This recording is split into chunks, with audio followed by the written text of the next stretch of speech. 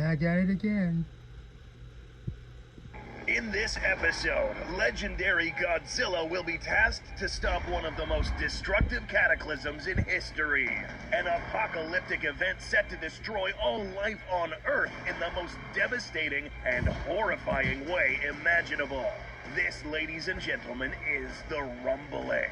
Today we will focus on the challenges that the G-Man will face upon colliding with entire legions of colossal titans, and discuss Godzilla's preferred strategies that will either end this rumbling once and for all, or possibly get him killed. Will the G-Man prevail and establish order once again on the planet, or will he perish with the rest? All this and more in today's episode, Legendary Godzilla vs. the Rumbling.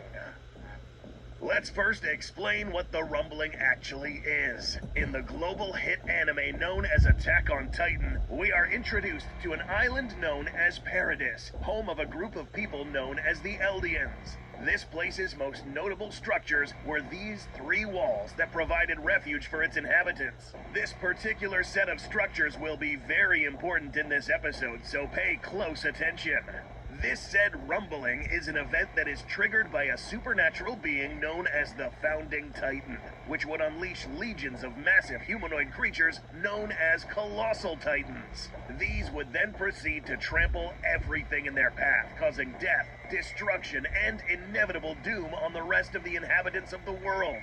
What exactly are these things? As their name suggests, colossal, or sometimes referred to as Colossus Titans, are gigantic skinless humanoid beings that are around 60 meters in height. Each of these has regenerative attributes, capable of regenerating lost limbs, organs, and anything severely damaged from cuts or explosives. But the rumbling isn't just made up of a few of these. To say there are many more is an understatement. Back to these walls. Turns out that these 50-meter defensive structures were actually made up of many colossal titans that hardened into the shape of these walls. So now we can see that we aren't dealing with thousands of these, but potentially hundreds of thousands of colossal titans waiting to be unleashed. We know what some of you are thinking. It was said by an individual known as Carl Fritz that there were tens of millions. This was most likely an exaggeration, as well as William Tyburn's statement that there were millions as well. We really can't take this at face value, since the number doesn't add up. Here at Goji, we did you guys a favor and made a rough estimate on how many colossal titans would fit inside these walls. We won't bore you with all the math involved, but we went ahead and figured that these walls would most likely fit anywhere between 573 to 590,000 colossal titans. Although large, these massive creatures would move at speeds faster than a sprinting human, and even faster than a galloping horse. One of the commanders of the Survey Corps even claimed the rumbling could travel 600 kilometers inland within half a day, which puts their speed at around 50 kilometers per hour. Now that we have a good estimate of how many colossal titans Godzilla will face, let's now enter the simulation platform. Number 1, the first encounter. Will Godzilla even care about the destruction of mankind? Well, that depends. In the past, the G-Man has been a bit nonchalant when witnessing humans get killed as collateral damage. He's killed his fair share himself as well. To answer this question and to find out whether or not he'll get pissed at the rumbling, we need to understand his role in the planet, which is to maintain balance, equilibrium on Earth. Anything that contributes to the well-being of the Earth will be on Godzilla's good side, and anything that does not will face his wrath. In this scenario, the rumbling will begin here, the island of Madagascar.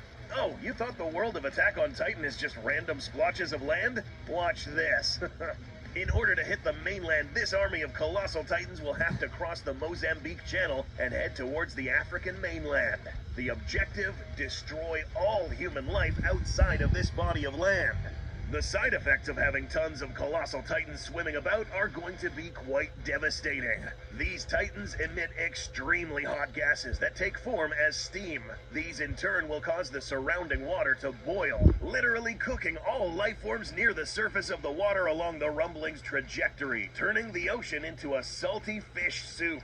Godzilla will inevitably get a whiff of this and immediately get pissed. It's also important to note that the G-Man would have obviously felt something once the rumbling actually started. More on this later. But now we can bring up the fact that this kaiju is actually in tune and almost synced with the ocean itself. It can literally feel this happening, and the sting of death would have been detected thousands of miles away. The G-Man has now detected this disturbance and now heads towards the incoming rumbling.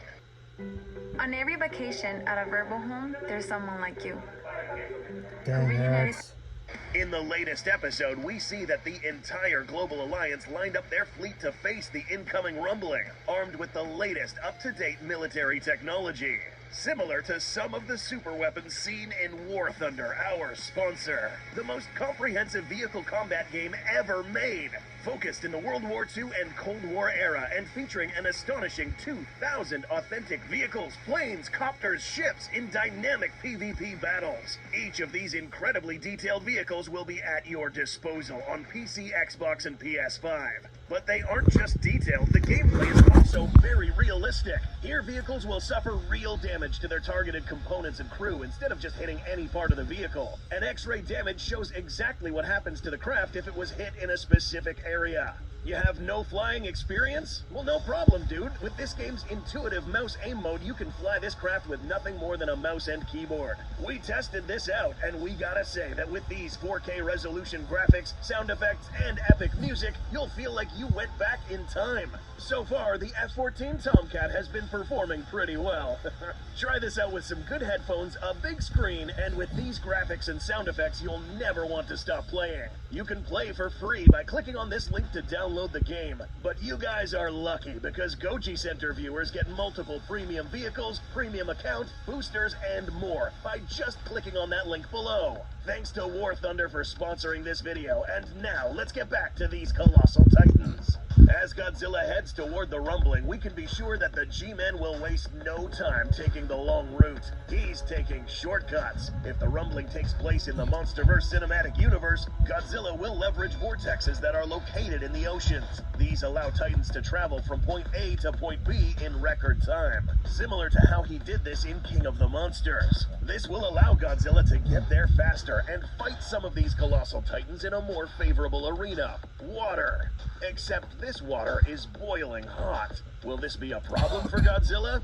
Absolutely not. It is actually a lot more likely that the insides of Godzilla are a lot hotter than the surrounding boiling water. This is because the G-Man's biology can be described as thermonuclear, powered by an internal biological nuclear reactor of sorts that keeps this Titan alive and also aids in the powering of his most important weapon of all, his atomic breath. There was no doubt that Godzilla would almost have to rely on this weapon if he were ever to stand a chance here. Which brings the question, could Godzilla defeat all of these 570,000 plus colossal titans absent atomic breath? We know the G-Man's melee prowess is almost second to none. These things are basically half his height, which means that these would easily be dispatched on both land and sea.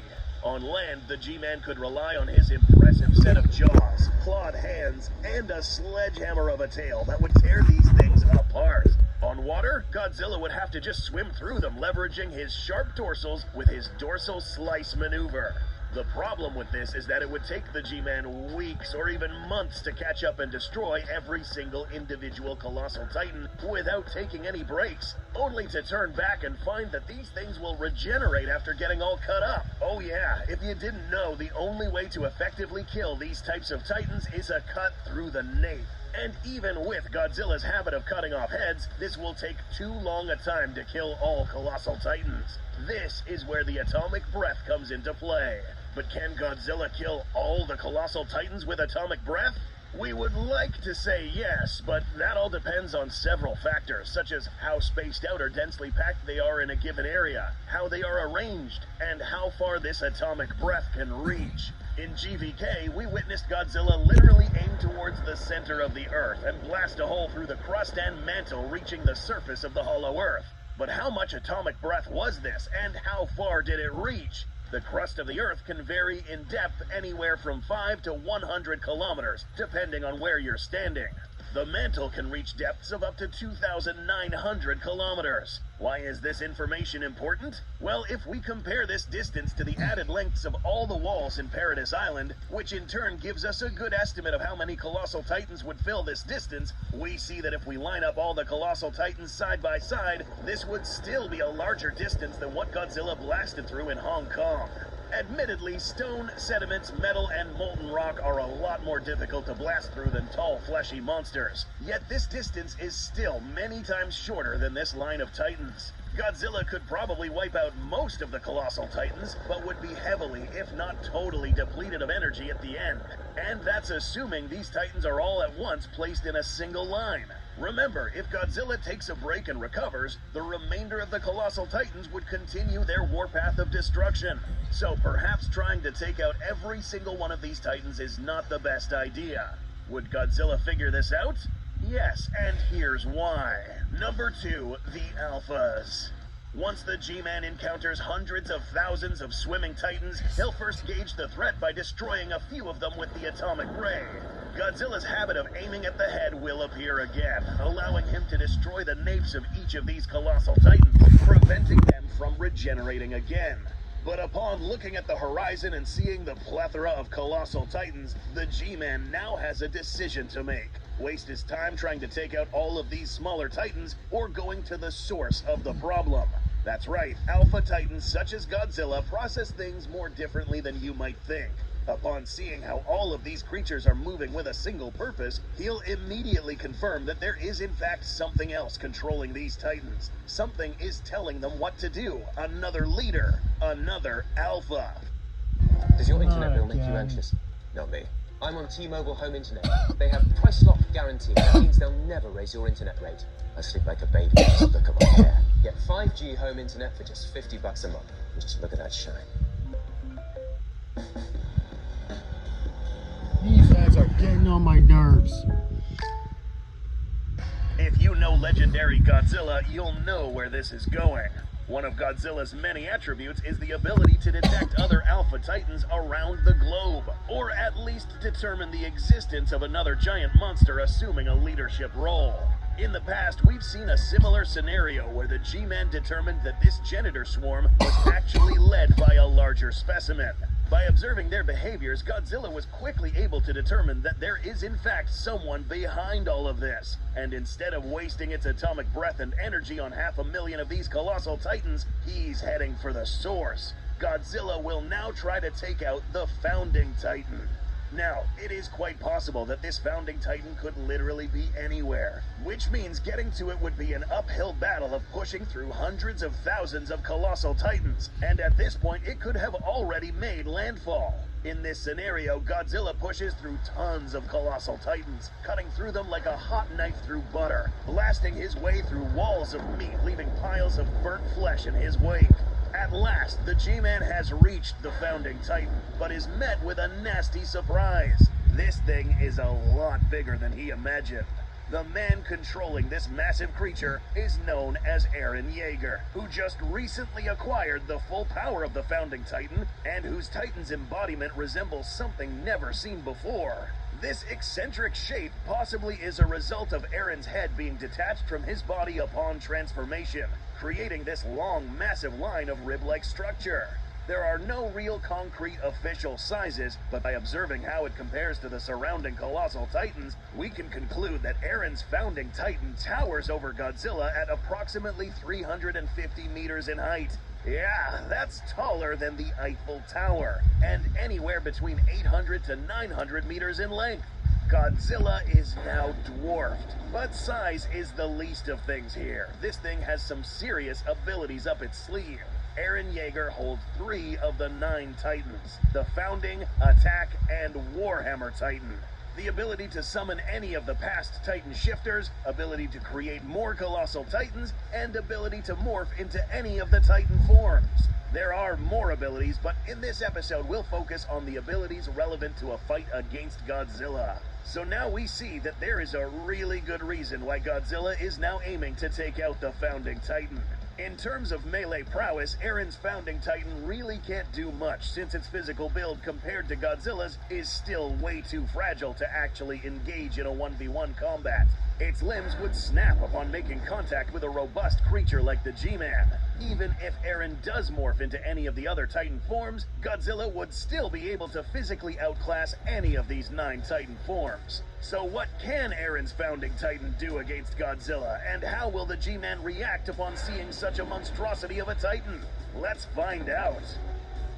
Number 3, Godzilla vs. Founding Titan.